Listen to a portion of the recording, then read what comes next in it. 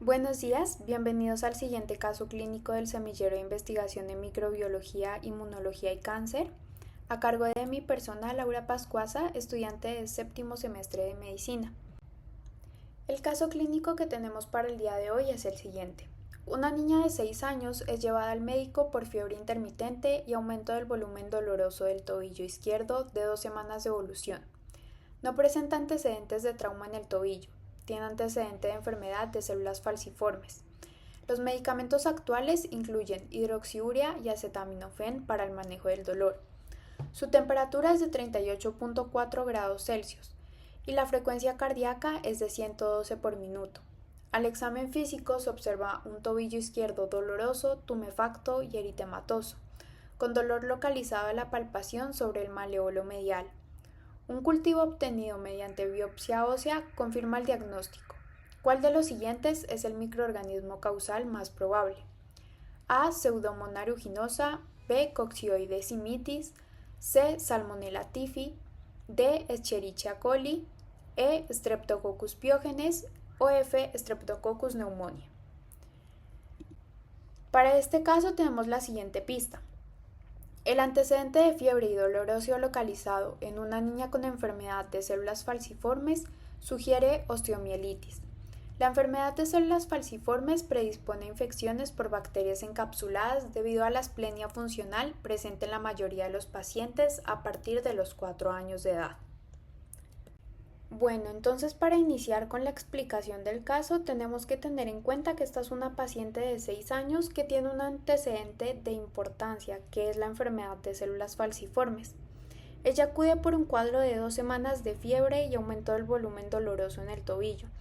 Lo más relevante es que no hay un trauma previo, pero el examen físico sí revela una inflamación localizada sobre el maleolo medial.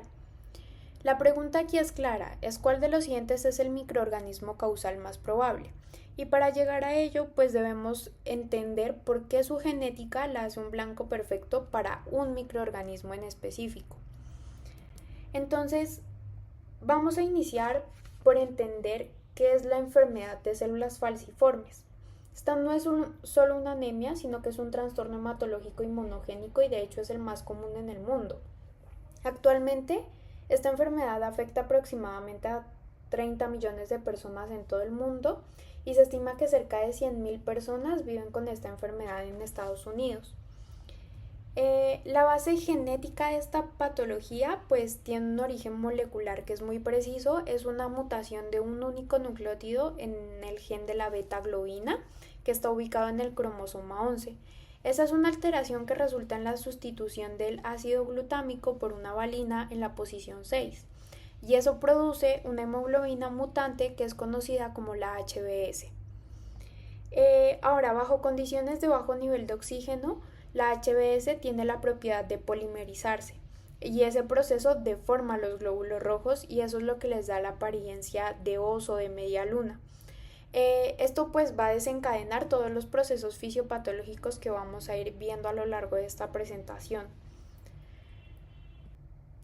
Entonces, la enfermedad de células falciformes es un trastorno que es multisistémico y esa única mutación que habíamos visto antes pues va a afectar a casi todos los órganos del cuerpo. Acá estamos mirando una imagen donde tenemos varios sistemas y en cada uno pues vamos a encontrar afecciones específicas. Iniciamos por el cardiotorácico, donde pues se ve afectado por la anemia crónica, pero también por la oclusión de la microvasculatura pulmonar. Entonces vamos a encontrar síndrome torácico agudo, hipertensión pulmonar, enfermedad pulmonar restrictiva crónica o incluso disfunción cardíaca. En el sistema nervioso pues vamos a encontrar complicaciones neurológicas que están relacionadas con la vasculopatía, como accidente cerebrovascular, infartos cerebrales y lentes o complicaciones oculares. En el sistema retículo endotelial vamos a encontrar afecciones como el hipoesplenismo, la esplenia funcional, el secuestro esplénico, la anemia y la hemólisis. Para el sistema musculoesquelético, pues vamos a entender que el daño óseo pues es una consecuencia directa de la isquemia progresiva. Entonces podemos encontrar necrosis avascular, osteomielitis o ulceraciones. Para el sistema urogenital, el riñón es especialmente sensible a la hipoxia en la médula renal, Entonces podemos encontrar insuficiencia renal, necrosis papilar y hematuria. Y en el sistema gastrointestinal podemos encontrar colelitiasis, vasoclusión mesentérica y hepatopatías o daños hepáticos. Entonces, habiendo entendido esta vulnerabilidad sistémica, pues lo siguiente a entender es esto por qué permite la entrada de patógenos en específico y pues cómo nos va a desregular el sistema inmune. Iniciemos por la vasoclusión. Entonces, los eritrocitos, al deformarse a la forma de hoz, pues también van a perder su flexibilidad característica y eso va a recurrir en una obstrucción física. Entonces estas células tienen anomalías reológicas y expresan moléculas de adhesión que provocan que se atasquen en vasos pequeños. Y pues ese bloqueo de flujo sanguíneo causa daño isquémico en tejidos que pueden ser críticos, como el vaso, el intestino y la médula ósea. Pero esto a la vez también se va a convertir en un círculo vicioso porque la obstrucción genera episodios repetidos de isquemia-reperfusión. Eso produce estrés oxidativo y mayor inflamación, y esa hipoxemia favorece aún más a la polimerización de la HBS. Entonces amplifica el proceso de un ciclo que es autoperpetuante. Clínicamente eso se manifiesta como crisis dolorosas agudas y complicaciones graves como lo pueden ser por ejemplo el síndrome torácico agudo. Además, pues dentro de esta enfermedad vamos a encontrar una desregulación inmune que está tanto en la inmunidad innata como en la inmunidad adquirida. En la innata básicamente lo que vamos a encontrar es una inflamación crónica y pues la perpetuación del ciclo de crisis vasooclusivas. Entonces en los monocitos van a estar activados persistentemente, van a producir citoquinas inflamatorias y eso va a activar el endotelio. En los neutrófilos también va a haber neutrofilia que van a estar hiperactivados y estos neutrófilos van a empezar a liberar trampas extracelulares o los NETs y elastasa. Eso va a dañar el endotelio y va a atrapar eritrocitos para formar microtrombosis. Y en las plaquetas pues la hemólisis libera la hemoglobina y eso agota el óxido nítrico y eso provoca que las plaquetas estén crónicamente activadas y se adhieran pues a otras células y eso también amplifica la inflamación. Por la parte de la inmunidad adaptativa pues vamos a encontrar que existe una desregulación en el equilibrio. En los linfocitos T pues va a haber una disminución en la relación de CD4-CD8 y una respuesta de TH1 que va a ser deficiente. Y en los linfocitos B es donde vamos a encontrar el mayor problema. Vamos a observar una disminución de las células B de memoria y vamos a observar también un aumento de las células B inmaduras. ¿Por qué ocurre esto? Pues el vaso es el sitio principal donde los linfocitos B se van a transformar en células productoras de IgM específicas para los polisacáridos de cápsulas bacterianas. Entonces vamos a ver ahora que hay un hipoesplenismo, una esplenia funcional, donde el paciente pues va a dejar de entrenar estos linfocitos y va a presentar una disminución también de la IgM de memoria, que era la que producían los linfocitos B. La IgM pues es el primer anticuerpo que el cuerpo produce ante una infección, es una molécula grande, un pentámero diseñado para la opsonización y para la activación del complemento. Entonces, sin suficiente IgM, las bacterias encapsuladas pueden permanecer invisibles, digamos. Y esto era de lo que hablábamos en la anterior diapositiva, la esplenia funcional. Entonces, para entender esto, primero tenemos que entender que el vaso es un órgano linfoide y que pues va a estar repleto de macrófagos especializados con receptores diseñados para reconocer y atrapar bacterias que circulan en sangre, que son los macrófagos esplénicos. Y también tiene la zona marginal, que es donde pues, los linfocitos B se van a especializar y donde van a generar anticuerpos IgM contra polisacáridos de cápsulas. Y que esta IgM nos va a ayudar a la opsonización y a la activación del sistema de complemento. Entonces, el punto más crítico viene en la autoesplenectomía, que está dada ¿por qué? Por infartos esplénicos repetidos que causan que el vaso se fibrose y deje de funcionar. Entonces, adicionalmente vamos a tener una oclusión que va a hacer que la circulación esplénica pues sea una circulación que es muy lenta y estrecha, sobre todo en la pulpa roja del vaso. Entonces, al perder la pulpa, los folículos linfoides y el cuerpo pierden su principal filtro de la sangre. Y pues no puede eliminar eficientemente por la vía del complemento ni mediante macrófagos esplénicos. Por otro lado, pues los macrófagos esplénicos identifican los eritrocitos deformados que quedan atrapados y hacen fagocitosis con ellos. Entonces los eritrocitos son capturados y degradados.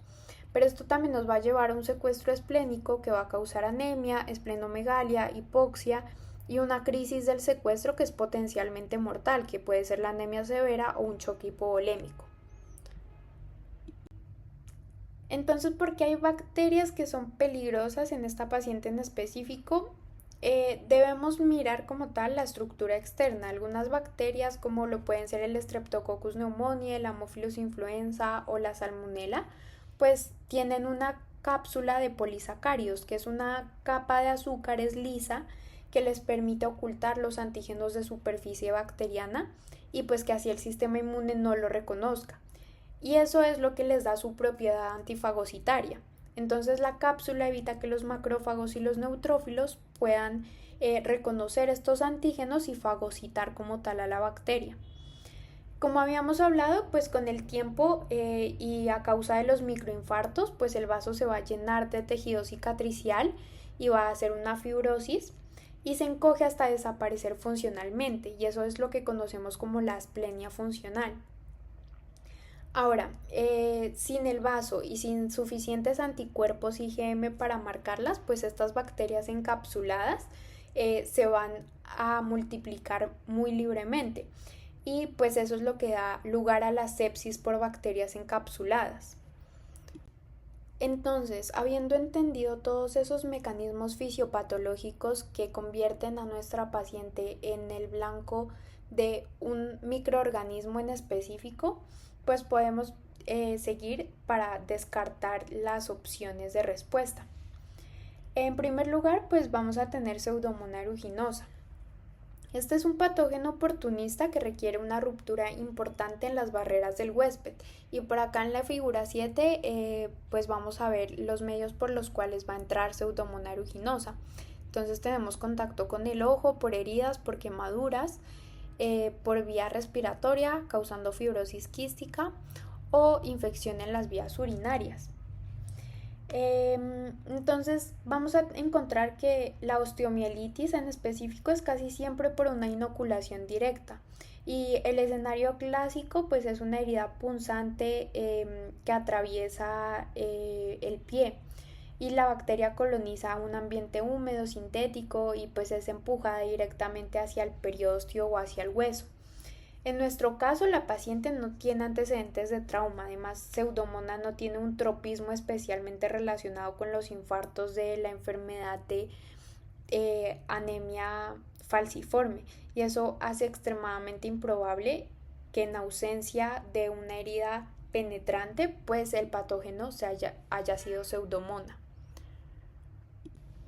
Seguimos con coccidioides simitis, que este es un hongo no transmisible y pulmonar. Entonces, a diferencia de las bacterias que estamos mencionando aquí, pues este hongo no se transmite de persona a persona, sino que se adquiere estrictamente por la inhalación de artroconidias o de esporas que están presentes en el suelo de zonas áridas o desiertos, como lo vemos en la figura 8, que es el ciclo vital de coccidioides.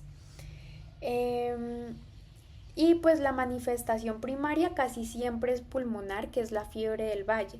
Entonces, para que afecte al tobillo, el hongo debe diseminarse por vía hematógena desde los pulmones, y ese es un proceso extremadamente lento.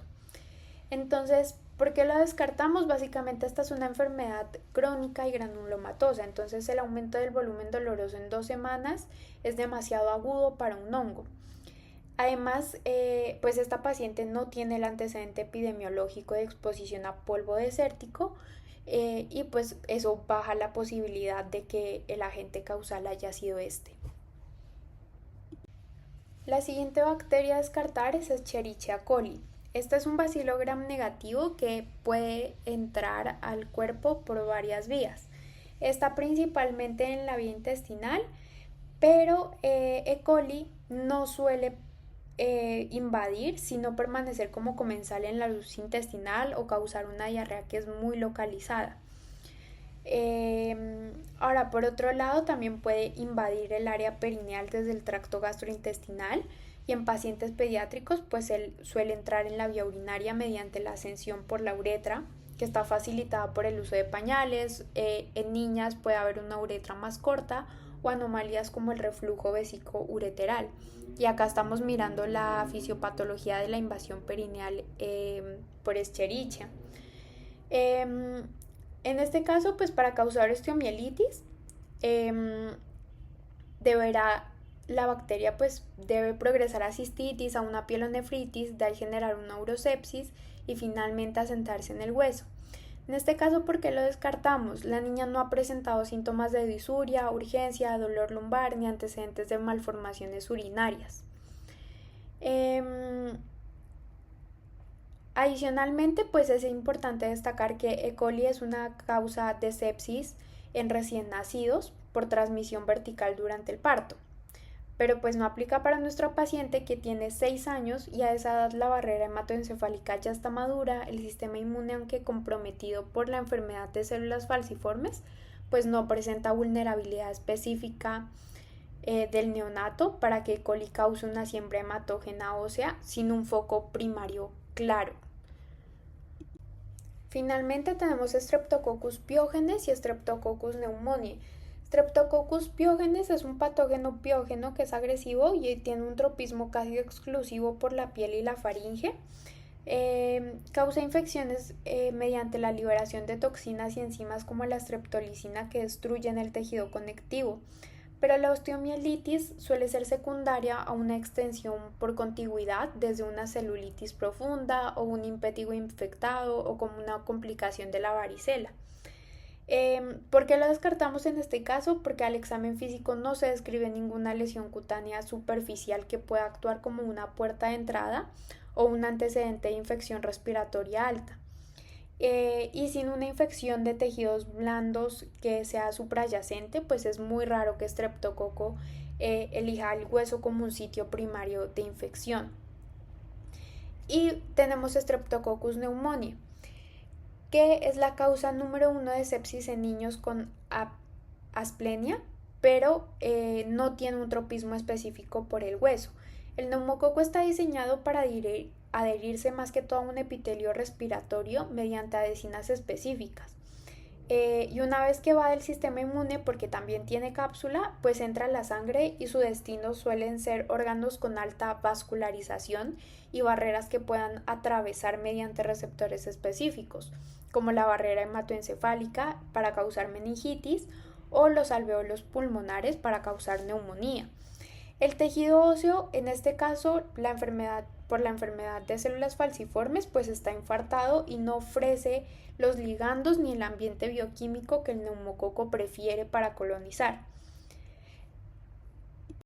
Entonces, este proceso de descarte nos deja Salmonella typhi. Esta, diferencia de otros patógenos que requieren una herida externa, pues es una oportunista vascular que va a aprovechar el estado del intestino de este paciente.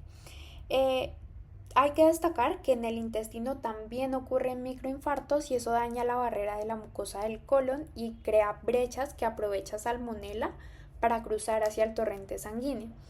Una vez que cruza la barrera intestinal, pues va a ser fagocitada por macrófagos, por células dendríticas que en lugar de destruirlas, van a favorecer su diseminación por los vasos linfáticos y hacia ganglios mesentéricos y tejidos profundos. En médula ósea también ocurren estos microinfartos y eso genera un tejido óseo necrótico que tiene poco flujo sanguíneo y dificulta la llegada de células del sistema inmune. Y cabe destacar que Salmonella pues es un anaerobio facultativo, eso significa que puede sobrevivir perfectamente en condiciones de bajo nivel de oxígeno.